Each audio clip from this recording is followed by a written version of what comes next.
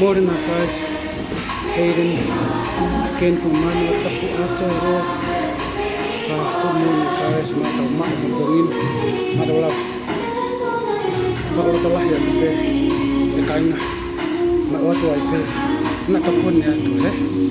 You have to know what your goal is.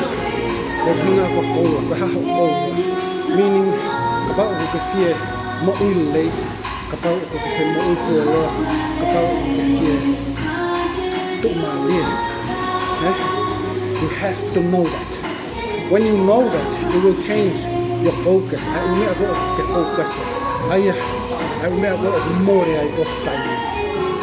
In this time, in the process, and the process is how you do it. How you do it to get there. Ada final talano ay ke mau ina go time. Maho uli about what people that you associate with. You have to be very selective. Give it your new or yung ang gore ata ko kung nga kuno nga hay tawa ya ko yung and that is the reason of fire is to help myself and help you. You can help yourself more fun. So it means that we do this together. Okay? All fat